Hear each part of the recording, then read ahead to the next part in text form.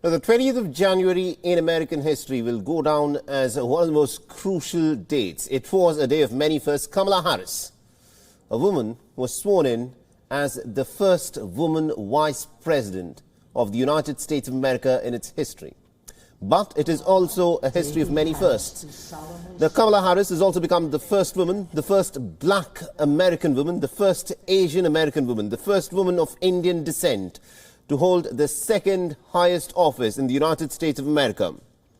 And her becoming the Vice President of the United States is nothing short of a milestone in the long struggle for gender and racial justice across the world. I, Kamala Davy Harris, do solemnly swear. I, Kamala Davy Harris, do solemnly swear. That I will support and defend the Constitution of the United States. That I will support and defend the Constitution of the United States. Against all enemies, foreign and domestic. Against all enemies, foreign and domestic. That I will bear true faith and allegiance to the same. That I will bear true faith and allegiance to the same. That I take this obligation freely.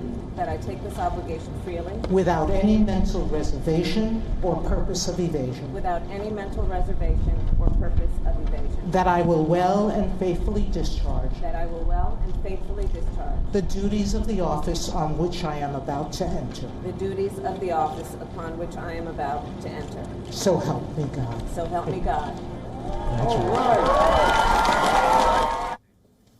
Now, what's also interesting is this. Vice President Kamala Harris was sworn in by U.S. Supreme Court Justice Sonia Sotomayor, and right after taking the sacred oath, Kamala Harris tweeted that she is now ready to serve the nation.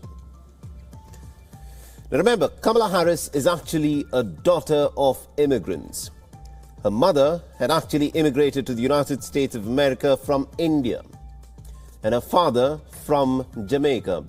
Before taking the oath of office, the U.S. Vice President posted a video on Twitter paying ode to the woman in her life, especially her mother, who at a young age had migrated from the state of Tamil Nadu in India all the way to the United States. Now, Kamala Harris had her sights set on becoming the first woman U.S. president when she had competed against Joe Biden and others for their party's 2020 Democrat Party's nomination. Harris dropped out of the race after a campaign hurt by her wavering views on healthcare and also indecision about embracing her past as a prosecutor.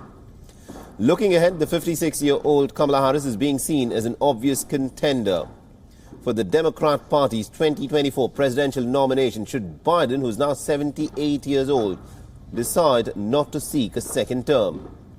Now, Kamala Harris has yet to weigh in publicly on such speculation. A U.S. Senator from California, the past 4 years, Harris has shattered many a glass ceiling.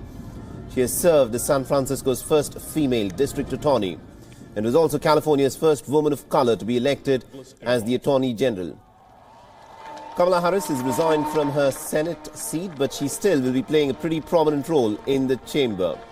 The U.S. Vice President serves as the Senate President, casting any tie-breaking votes in the 100-member chamber. And with it being split evenly between the Democrats and the Republicans, Harris gives her party control of the Senate in a very slender manner. Her background in criminal justice could, of course, help the new Biden administration in tackling issues of racial inequality and policing after the country was swept by protests last year. She's expected to be a top advisor on judicial nominations. Co-presented by Skoda. Simply clever. WION is now available in your country. Download the app now and get all the news on the move.